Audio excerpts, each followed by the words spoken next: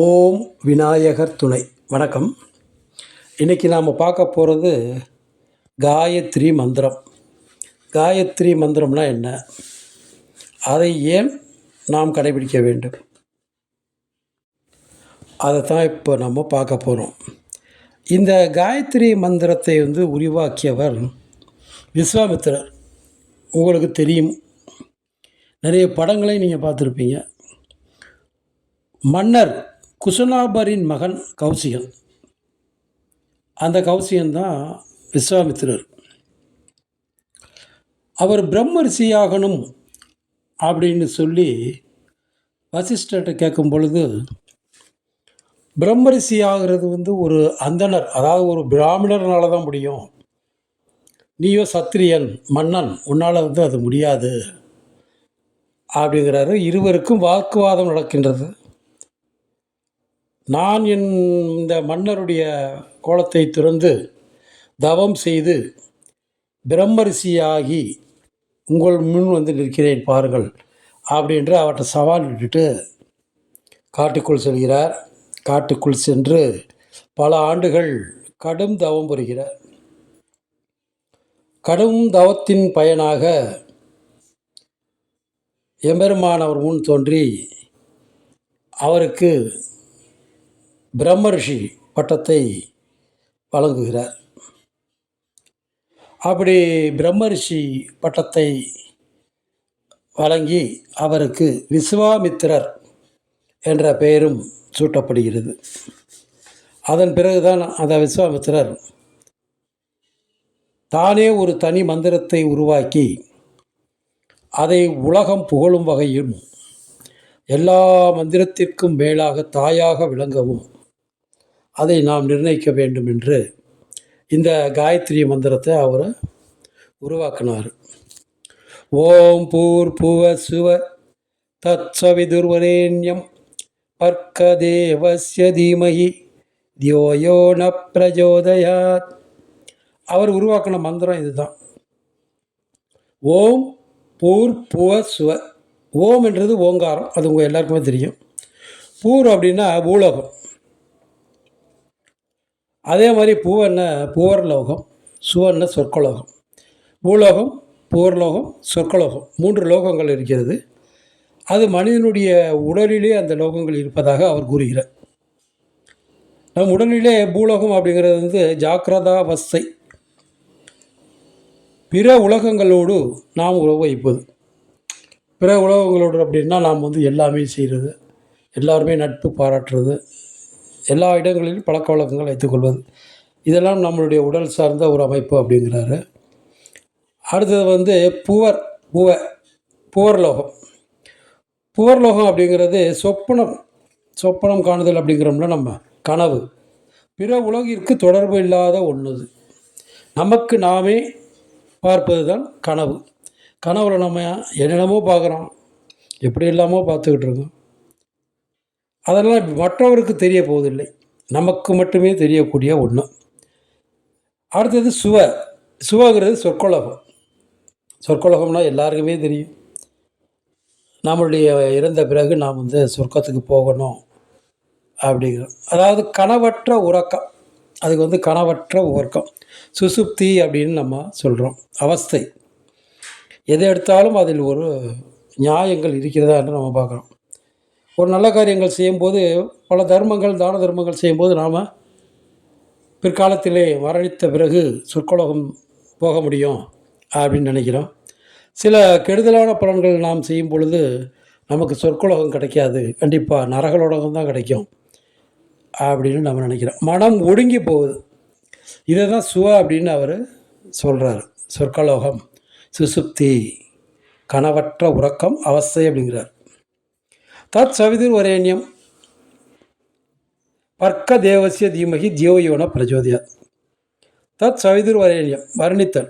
யாரை வர்ணிக்கிறாங்க? சூரிய பகவானை வர்ணிக்கிறது. இந்த மந்திரம் சூரிய பகவானை வர்ணிப்பது போல ஒரு அமைப்பு. யார் அறிவை தூண்டுகிறார்களோ, நம்ம அறிவை தூண்டக்கூடியவர் யார்? சூரியன், சூரிய கதிர்கள். அந்த சுவரின் மேலான ஒளியை நாம் தியானிக்கின்றோம். அதான் தத் சவிதுர் வரேண்யம் வர்ணிக்கிறது. பர்க்க தேவசிய தீமகி, இந்த பர்க்க அப்படின்னா பர்க்கன்னா ருத்ரன் சிவன். இந்த சிவபெருமானுடைய இன்னொரு பேர் தான் வந்து பர்க்க அப்படின்னு சொல்கிறாங்க. தேவசிய பரம்பொருள், அவரை வந்து பரம்பொருள் அப்படிங்கிறோம். ஆதி அந்தம் இல்லாதவர், அடிமுடி காணா மன்னர் அவர். பிரம்மா விஷ்ணு போட்டி போடுறப்போ நான் தலைப்பகுதியை பார்க்குறேன், நான் கால் பகுதியை பார்க்குறேன்ட்டு 2 பேரும் போயிட்டே இருக்காங்க, கடைசியும் பார்க்க முடியல. அதான் பரம்பொருள் அப்படின்ற அவரை அழைக்கின்றோம். தீமகி, அவரை நாம் தியானிப்போமாக. தியோயோன பிரச்சோதயாத் அப்படிங்கிறோம். தியோயோன பிரச்சோதயாத் நான் தூண்டுகின்ற, அந்த ஒளியை தூண்டுகின்ற, மனதை தூண்டுகின்ற, அம்சத்தை தூண்டுகின்ற அந்த சூரிய ஒளியை நாம் தியானிப்போமாக அப்படின்னு இந்த மந்திரத்தில் அழகாக சொல்கிறார். இந்த மந்திரம் வந்து மந்திரங்களுக்கே ஒரு தாய் காயத்ரி அப்படின்னு சொல்கிறாங்க. அதாவது எவ்வளவோ மந்திரங்கள் இருக்குது, 1000 கோடி மந்திரங்கள் இருக்குது. நிறைய சித்த மார்க்கம், சித்த மார்க்கத்தில் ஒவ்வொன்றுக்கும் ஒரு மந்திரம் இருக்குது. உடல் உபாதைக்கு, வசியத்துக்கு, மறையிறதுக்கு, தோன்றுவதற்கு, இப்படி நிறைய மந்திரங்கள் இருக்குது. இந்த மந்திரங்கள்லாம் பார்த்திங்கன்னா அகத்தியர் மந்திர புஸ்தகத்தில் பார்த்திங்கன்னா நிறைய கொடுத்துருப்பார். எல்லா வித மந்திரங்களுக்கும் தாய் இது. இந்த காயத்ரி மந்திரம் வந்து எல்லா மந்திரங்களுக்கும் தாயாக விளங்கக்கூடியது. அதனால தான் முதல்ல காயத்ரி மந்திரத்தை நாம் சொல்லணும் அப்படின்னு சொல்கிறாங்க. இதை முறைப்படி தான் சொல்ல வேண்டுமா அல்லது எப்போ வேணாலும் சொல்லலாமா அப்படின்ற ஒரு கேள்வி எழுகிறது. முறைப்படி இப்போ பிராமணர்கள் நம்ம பார்த்தோம்னா, நான் பார்த்த வரைக்கும் நிறைய பிராமணர்கள் காலையில் எழுந்தவுடனே பிரம்ம முகூர்த்தத்துலேயே 4:30 to 6 அவங்க ஒரு 5 மணிக்கெல்லாம் எந்திரிச்சு குளிச்சுட்டு வலது கையில் வந்து நீர், ஒரு செம்பில் நீர் வச்சுக்கிட்டு அதில் ஊற்றுவாங்க. கட்டை விரலுக்கும் ஆள்காட்டி விரலுக்கும் இடையே அந்த நீர் கீழே பாயக்கூடிய ஒரு அமைப்பாக இருக்கும்.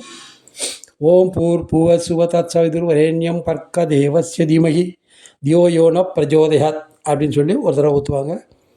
இது மாதிரி 108 பிரதட்சணங்கள் செய்வாங்க, 108 தடவை செய்வாங்க.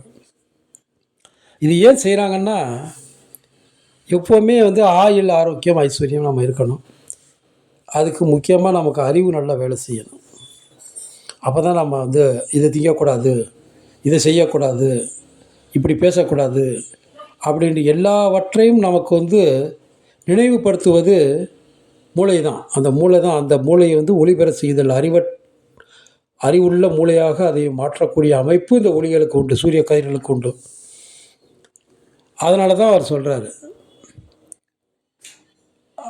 அந்த மாதிரி சொல்லக்கூடிய ஒரு அமைப்பில் நாம் வந்து அப்படி ஒரு காயத்ரி மந்திரத்தை வணங்குறோம்.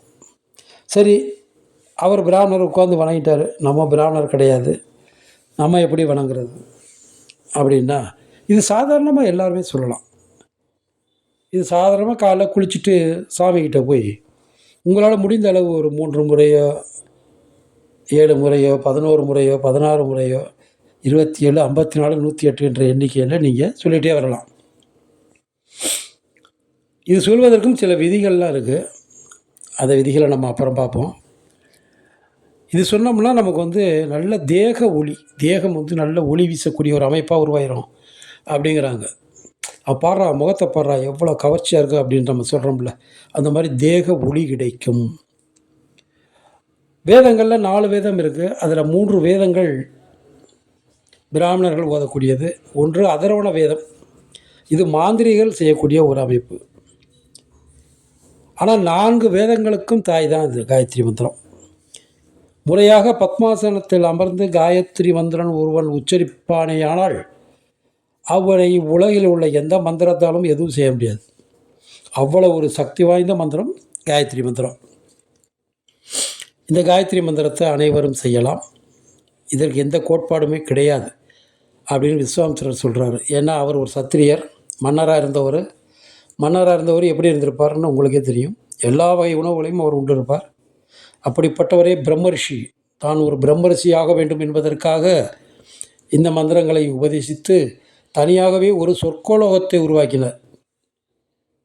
சொற்கோலோகத்துக்கு நான் ஏன் போகணும், எனக்குன்னு தனியாக ஒரு சொற்கோலோகம் வேணும்னு சொல்லி அங்கே எல்லா சொற்கோலோகம் அங்கே இருப்பது போல் ரம்பை, மேனகை, ஊர்வசி எல்லாமே, சிந்தாமணி பசு, அதாவது எந்த நேரமும் நமக்கு உணவு வழங்கக்கூடிய பசு சிந்தாமணி பசு, அசிந்தாமணி விருட்சம், இந்த மாதிரி நிறைய விஷயங்களை அவரே வந்து செயல்படுத்தி அவரே உருவாக்கி அங்கேயே வாழ்ந்து வந்ததாக வரலாறு கூறுகிறது.